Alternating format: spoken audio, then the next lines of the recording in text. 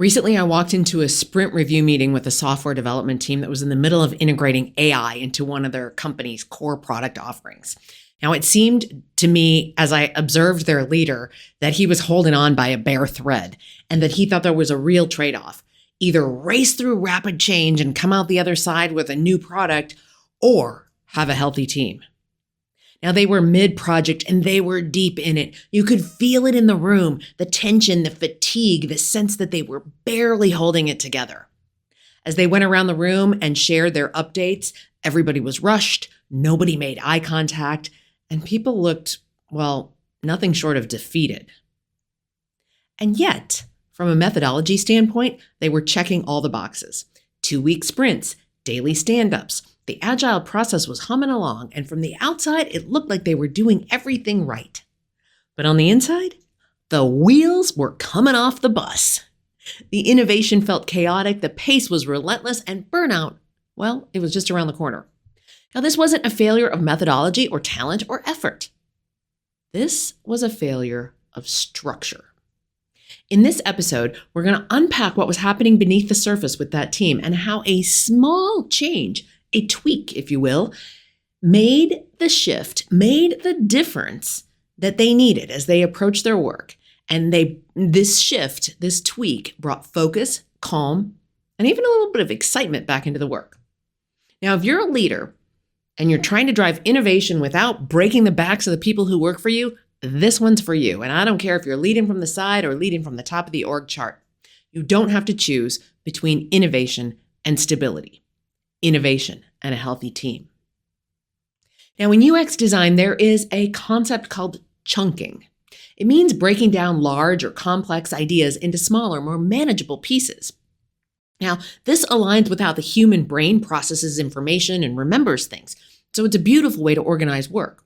And it makes information easier to process, makes things easier to remember. This is why we have phone numbers that start with a 3-digit area code, then a 3-digit prefix, then a 4-digit number. When we chunk it down into those smaller units, it's easier to remember. It's a way of essentially making something overwhelming feel more doable. So, as we think back to this software team, change does not have to feel like chaos. And when leaders use design principles like chunking, well, they can create stability inside of large, innovative projects. And that can foster adaptability without burning out their teams. Now, that's what we used with this team. And over the next 20 minutes, I'm going to show you how it can work for your team and you yourself as well. So let's just take a step back. Why is this even happening? Well, we all know that everybody is asked and tasked to do more with less, whether it is one team doing the work of 2 or one person doing the work of 2 or 3, because a lot of times these days with cutbacks happening in organizations, somebody might get promoted or move into a different position and then they don't get backfilled. In fact, that person who gets promoted oftentimes still has to take on their old work, either for a period of time until that gets either transferred to other people or backfilled, or sometimes just forever.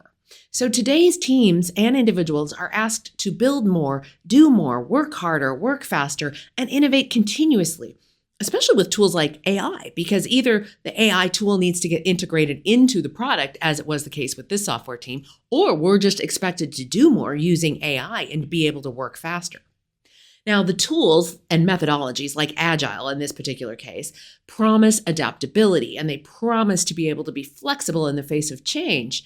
But when applied without some nuance and some critical thinking and really some design thinking and UX thinking, they can feel nothing short of relentless.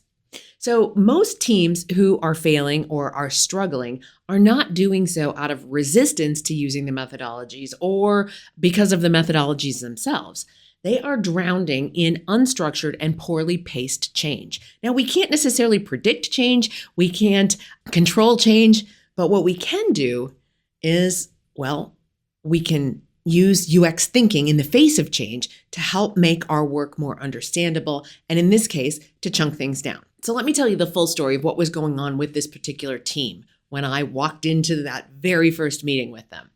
So they're a mid-sized engineering organization, and they're working on a B2B SaaS software product. So if you don't know what that means, don't worry about it. Just know that the company had recently decided to integrate AI into that product based on what some of the competitors were doing and based on trying to stay leading edge in their field. So, things like smart automation, predictive recommendations, that kind of thing, the kind of thing that their customers were beginning to expect because they were seeing it in other products and in the marketplace. So the announcement was exciting. The software engineering team was super stoked to get behind AI and to start learning AI in a way that integrated with their product. So the engineers were curious and energized, well, at first. But the excitement turned to exhaustion quickly. They were already operating in these 2-week sprints that Agile methodology is known for, and leadership saw that as fast. But integrating AI wasn't necessarily just a feature change. It was a fundamental paradigm shift to how their product worked. And from an engineering standpoint, the software developers had to completely think differently about how to integrate AI that was going to basically do some of the repetitive tasks for the user and shortcut some of the things that were already built into the product. So it was a fundamental rethinking of how this product worked. It wasn't just like tack AI on the side and everything's fine. So it required upskilling, testing new APIs, adjusting their mental models for literally how the product worked, all while keeping up with the pace of change and the rest of the existing work. By the time they reached Sprint 3, now that's only 6 weeks into the project, the team was fraying at the edges. And as their stand-ups got shorter, those meetings where they report out how they did and what they were going to do next, they also got more tense. The retrospective meetings at the end of the 2-week sprints started getting canceled. Just this once, we'll cancel it. People were showing up late or not showing up at all. And one senior developer who was seen to be absolutely core to this project had asked to be reassigned. One product owner explained the mood to me as chaotic and completely demoralizing. And that's when I showed up on the scene. So in my first conversation with the team, what stood out, again, it wasn't resistance to change. It wasn't resistance to the methodologies that they were using. It was simply overwhelm, complete and total overwhelm. They weren't pushing back. They were just trying to keep their heads above water. Now, I asked a basic question. What's the shortest cycle of meaningful progress that you could sustain? And someone laughed and said, 3 hours. We all had a good laugh, and in fact, that was great at breaking the tension. We talked it through a little bit more, and we settled on 3 days. So instead of doing 2-week sprints, we restructured their sprint model into what we called microcycles. And their microcycles involved 3-day sprints, so 3-day cycles focused on one tangible thing. Test a new model, build a mockup, evaluate an API, just one tiny slice of that whole software product, integrating AI into it. And again, sometimes it was a fundamental rethinking. Sometimes a 3-day sprint was just simply rethinking and whiteboarding things and not a single line of code got written. But at the end of each 3-day cycle, we did a quick 20-minute check-in. What worked? What didn't work? What was next? No formal demo of any software that anybody built, just learning and momentum. And something shifted almost immediately. By the second cycle, that's only a week and a half in, so 6 days in, the team was showing up on time. By the third cycle, they were smiling again and laughing and joking with each other. And someone said, this feels like what it used to be like when we did hackathons, late into the night, intense but fun. Now, by shrinking the unit of work from 2 weeks to 3 days, we also shrank their anxiety.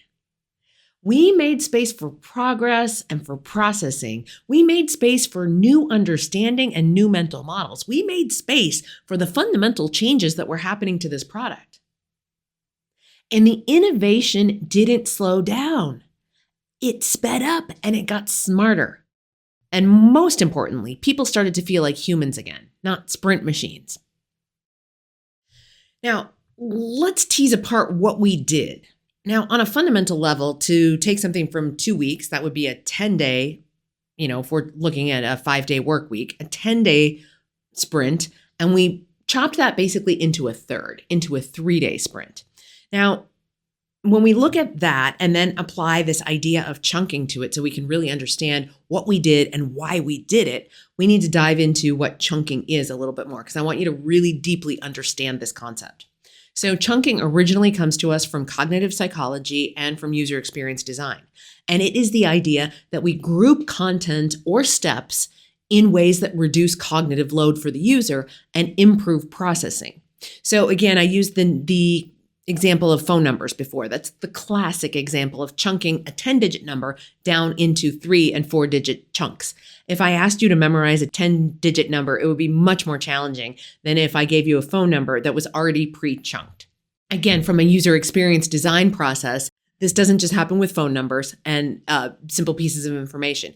It also happens with how we design things on screen, how many steps we put on a screen, and we use a generous white space on a screen, maybe putting only 2 or 3 steps on the screen, and then you go to the next page where you get another 2 or 3 steps, which is much more manageable for the human brain than to see a long page of things that you have to scroll through, and there's 10 or 12 steps on the same page. So that's how we use it in user experience design. And why does it work? Well, it really does mirror how human attention and human memory work. Our memory, our short-term memory especially, works better in these smaller chunks. And it reduces overwhelm. It increases clarity because you only have this one small thing to do or remember.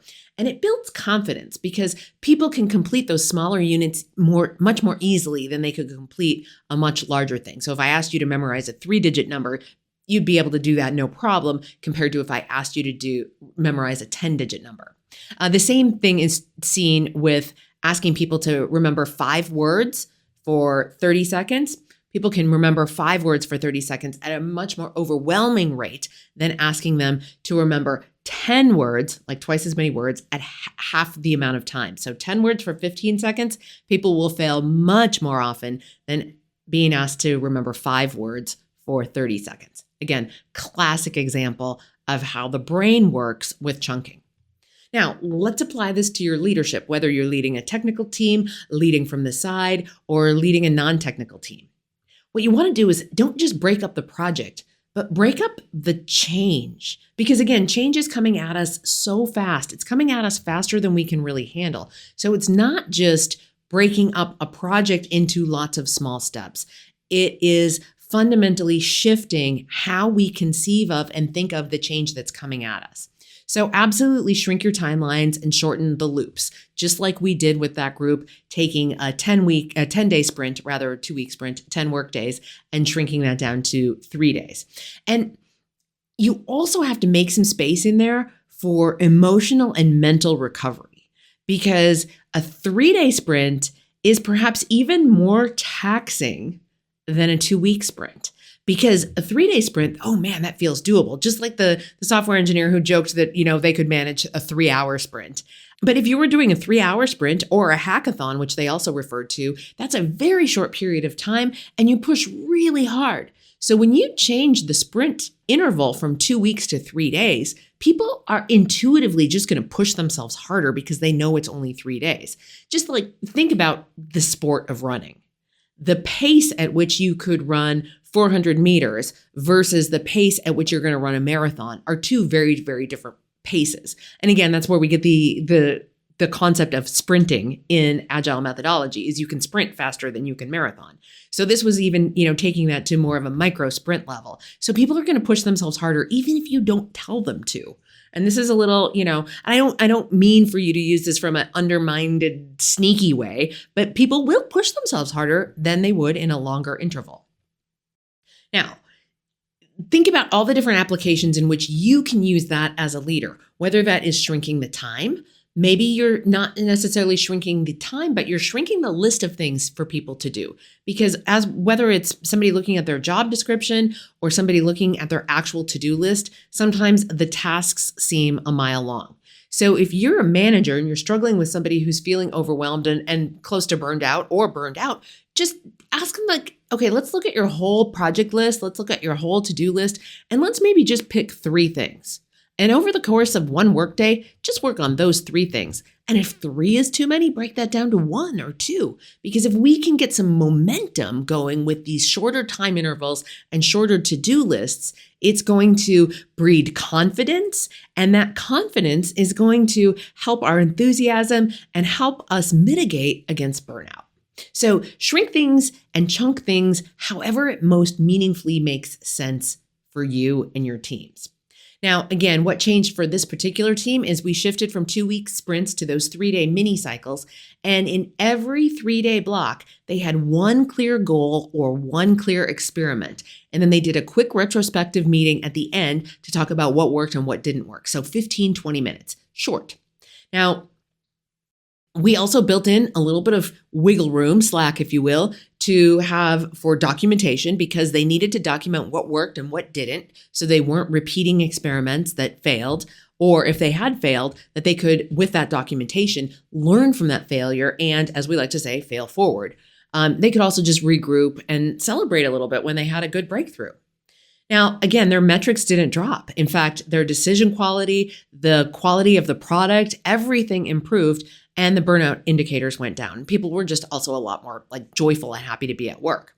And people reconnected with why the project mattered, and they reconnected with the excitement of being at the forefront of integrating AI into one of their company and the industry's products. So let me give you some tactical takeaways for leaders. First of all, some signs that you might be chunking things too big. So some signs to watch for to know that it's time to use this idea of chunking and chunk things down into smaller bite-sized pieces. If you've got missed deadlines or deliverables, if your team is emotionally flat during meetings, if there is no time to reflect or recover between deadlines, if you've got that sense of quiet quitting and disengagement on your team, well, those are all signs that it might be time for you to chunk things down smaller. So what I want you to try, I want to give you a few specific things that you can try. First of all, redefine your sprint lengths or your deadlines. If you're not in an agile software methodology and you are like, what is she talking about with sprints? Sprints are just these 2-week intervals that software teams use to get a certain chunk of work done. So if whatever deadlines you're using are getting missed, it's time to change the deadlines. So break that project or whatever that deadline is down into smaller component parts and put shorter deadlines on them. So smaller units of work with more frequent deadlines. Use mini retros or retrospective meetings more often. And by mini, I mean literally 15 minutes. Set a timer, put the timer up where people can see it. If you're on Teams or Zoom, it's easy to put the timer right on the screen so people can see that time ticking down. If you're in a conference room, you might put a timer up on a whiteboard or project up onto a screen, or even just have a mobile device in the room with a timer counting down. So we know exactly how much time we have left so we can keep that meeting on pace and make it really, really quick. Protect cognitive white space because it's cognitive overload that makes us feel overwhelmed and disengaged and demoralized. So we don't want that overwhelm and that cognitive overload. So instead, we need to think about using white space. Now, check out a couple of episodes of my podcast that I've done on white space. Episode 160, which was titled 5 Reasons You Need White Space on Your Calendar, and episode 210, White Space on Your Calendar and Your Brain. We're going to link those up in the show notes so that they're really easy to find. But making sure your team is structuring white space into their calendar on the individual level and on the team level is huge in terms of being able to take a breath after making or missing a deadline. All right, now I got to leave you with a call to action. Leaders, whether you are leading from the top or the side, you are designers of experiences. You are experience designers, and structure is your medium. How big are the projects? How big are the deadlines? How long do people have to work on things? That is the medium that you get to play with as the designer. So I want you to ask yourself, could this be smaller? Could this be clearer? Could we feel better doing it this way? Okay, so take a look at whether it's a project or an entire team that you're managing, or even your own to-do list for those of you who are individual contributors and leading from the side, and ask yourself, could I cut this down into smaller chunks? Could I make this clearer and more specific for myself or for my team? And might I feel better about doing it this way? My friends, innovation is not a race. It is a design challenge. It's not about chaos. It's about clarity in motion. And we are all in motion these days, often faster than we wish we were. But using the processes that we've talked about here today, and specifically that idea of chunking, you can chunk down that chaos into manageable parts that the human brain can wrap itself around, and you can get more items across the finish line faster. All right, my friends, if you enjoyed this episode, please share it with a friend, because there is so much overwhelm in the world right now. I know you've got somebody in your world who would benefit from hearing this message too. So please help me out and help them out by sharing this message with them. All right, my friends, until next time, be well.